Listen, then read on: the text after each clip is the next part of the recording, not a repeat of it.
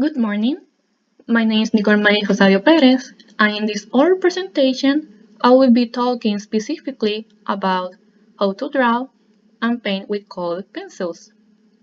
This will include how to start from zero with a normal pencil and how to blend the colors well until the work looks more alive. And well, let's get started. First of all, you should obviously look for a blank piece of paper. It doesn't necessarily have to be the normal paper that we always use. You can also use poster board, cardboard, or a sketchbook. Actually, anything that can be drawn on without any problem. In addition to a paper, you should also look for a pencil so that you can start the drawing.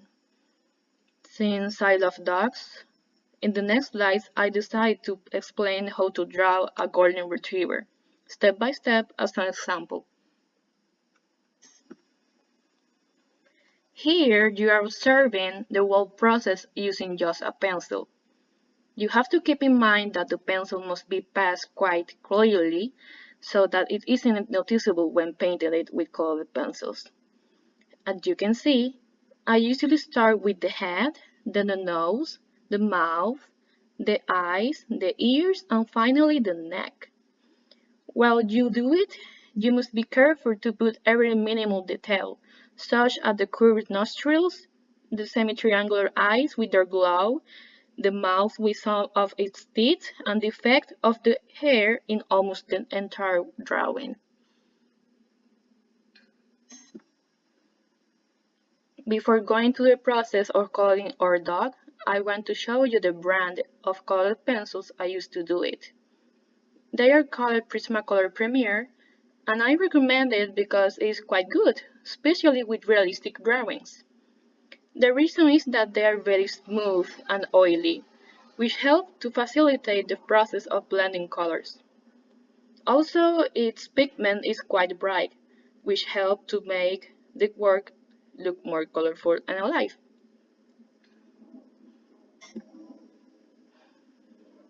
In addition to what I have said before, I want to emphasize how important the white pencil is when you paint.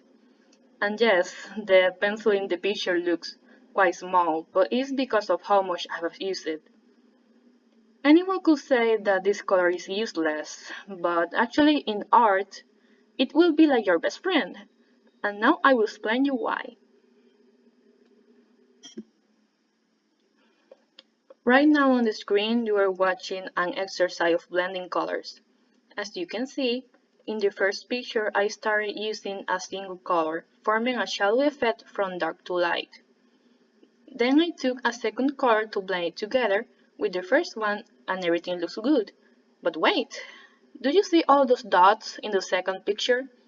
This is how it usually looks like when you paint something normally, but that's what the white pencil is for, to pass it over, creating an even more realistic effect. In the third picture, you can clearly see the result. Here I am showing you the same process, but using other colors. As you can see, it doesn't necessarily have to be just two colors. In some cases, you will need to blend with three pencils, or four, or five, and so on, and more when it comes to something realistic.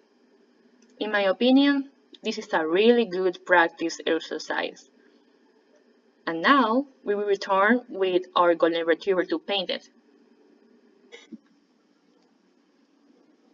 Okay, in the picture on the left, you are seeing his eye painted with only black, while in the other picture, all those colors that you see were used.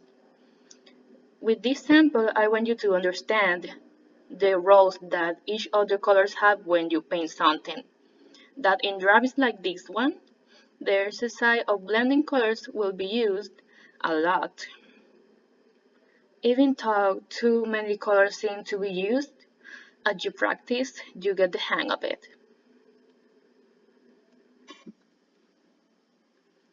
Here the steps are shown once again, but this time using colored pencils. Little by little is observed how the drawing is taken live from beginning to end. You can start painting anywhere you prefer, but in my case, I start with the eyes, then the nose, the mouth, the face, the ears, and the neck. As you can see, there are many shadow effects that are used, especially in the fourth picture under the ears. To achieve the effect, you must first start by passing the black color from hard to soft, then gently add the other colors on top, doing the same process to achieve it, which, in the case of the drawing, black was used along with brown, cream, and light yellow. The same process is observed in the tongue in the second picture, but this time focusing on pink tones. In the case of the nose, in the first picture, you must paint the nostril completely black, but around it, you must leave it a little light to give it a lighting effect. Basically, you have to play with the shadows and the illumination.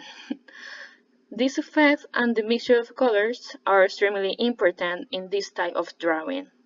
In the third picture, you can see how I started to add dark tones of colors in his face, creating the dark shadows, and then in the fourth picture, I pasted the cream color over it, which is a light one. This process is repeated again on the ears and on the neck, only that there you also create some dark and light lines, simulating the dog's fur, again blending a couple of colors. You will realize that everything is a process that is built letter by letter, with some patience. But in the end, what matters is how the result of your work is and how proud you feel to have done it by yourself. Here I put the before and after, adding the white color to the drawing. I could say that where the difference is most noticeable is in the tongue, the nose, and in the dark fur on the neck. As you can see, the colors look softer and better mixed, which give it a more realistic touch. This has nothing to do with the difference, but in the end I also added the dog's whiskers with another type of white pencils, as you can see in the picture on the right. And this is all for today's other presentation. Thank you so much for your attention, and I hope this has helped you to learn something new. Goodbye!